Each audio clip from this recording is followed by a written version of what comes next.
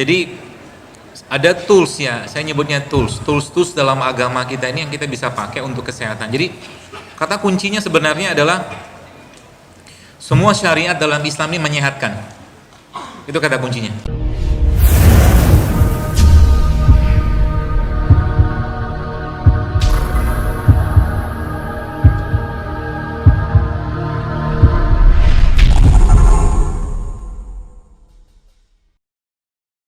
Semua syariat yang Allah perintahkan dalam Al-Quran itu menyehatkan semua.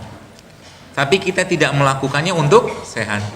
Kita melakukannya karena kewajiban, atau itu ada bagian dari kebiasaan atau sunnah Nabi SAW. Seperti itu. Maka orang yang benar-benar mengikuti petunjuk Al-Quran dan petunjuk Rasulullah SAW, maka harusnya dia sehat. Umat Islam itu harusnya menjadi umat yang paling sehat. Karena uswahnya atau contohnya adalah Rasulullah. Rasul itu manusia yang sangat paripurna sehatnya. Ya. Nah, bagaimana kita bisa meneladani beliau? Ya, bagaimana kita bisa mempelajari Al-Quran? Ya, tadi saya katakan ada toolsnya yang Allah berikan kepada kita semua. Tools pertama tadi sudah sampaikan. Obat pertama kita adalah Al-Quran. Ya, maka Nabi mengajarkan kita untuk meruqyah diri kita, membaca Al-Quran, membaca zikir-zikir Nabi, atau Al-Quran itu diniatkan. Jadi ketika teman-teman membaca Al-Quran, maka boleh kita meniatkan dalam hati kita, ya Allah, jadikan bacaan Quran yang kubaca ini menjadi penyembuh bagi penyakitku. Boleh. Apapun penyakitnya, baik penyakit fisik atau non fisik, boleh. Karena memang janji Allah ada di sana. Ya, itu yang pertama. Lalu yang kedua apa? Yang kedua, wasta'inu bisobri wassalah. Tools kedua yang kita bisa pakai untuk pengobatan adalah sholat. Ya, bagaimana sholat itu memberikan efek? Itu urusannya Allah. Tapi memang ada janji, setiap ada masalah Rasulullah sholat 2 rakaat. Artinya kalau kita memang menjadikan sholat semua diniatkan karena Allah, tapi kita minta dengan Allah, ya Allah, jadikan sholatku ini sebagai wasilahku untuk sembuh dari penyakit misalkan gitu ya. Bisa nggak? Bisa. Ada masalah atau apapun. Nah, yang ketiga toolsnya adalah sedekah. Ya.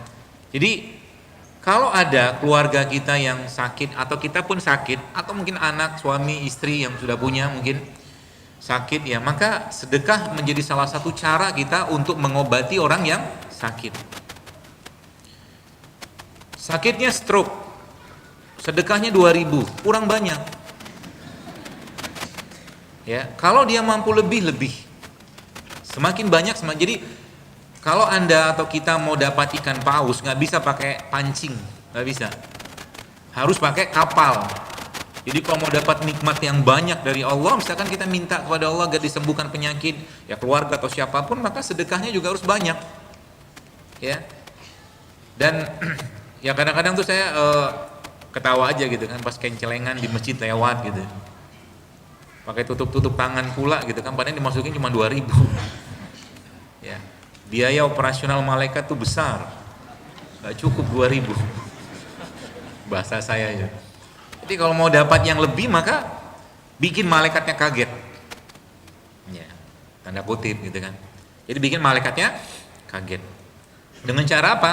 Ya dengan cara salah satu tipsnya saya, ketika kalau anak saya lagi sakit, atau saya sakit, atau ada siapa yang sakit, biasanya saya kerjakan pertama kali adalah mengambil handphone. Buat apa? Sedekah. Ya, kalau nggak bisa ketemu orang, maka handphone Anda harus ada rekening lembaga zakat, sedekah, infak. Kan banyak tuh sekarang. Niatkan, ya. Yang lebih bagus apa lagi? Yang lebih bagus yang Allah sampaikan dalam Al-Quran, orang-orang yang bersedekah di malam hari, disebutkan di situ. Ya. Jadi salah satu tools yang kita bisa pakai untuk meminta kepada Allah kesembuhan, kesehatan, dan segala macam keberkahan itu salah satunya adalah sedekah. Dan yang dikhususkan yang saya baca dalam ayat itu memang sedekahnya di malam hari, keluar dari rumah Anda. Cari orang susah, kasih yang terbaik untuk mereka. Ya. Coba deh gini, teman-teman, kalau Anda atau kita ketemu ya orang-orang yang kurang beruntung, mungkin hidupnya masih susah, cobalah kasih uang 5.000 sama dia. Dia bilang apa sama kita? Terima kasih kan? Coba Anda kasih 200.000. Bilangnya apa? Semoga, semoganya banyak. Doanya banyak kan, betul? Udah cukup 5.000 ya. Apalagi kalau pakai bahasa kelintiran itu, yang penting kan ikhlas. Kalau ikhlas kalian aja banyak gitu loh. Seperti itu. Nah, salah satunya adalah cara paling menantang ya, men-challenging diri kita itu adalah dengan cara menguras isi dompet. Salah satu cara. Itu bisa nanti menghilangkan perasaan kepemilikan kita terhadap hartanya kita.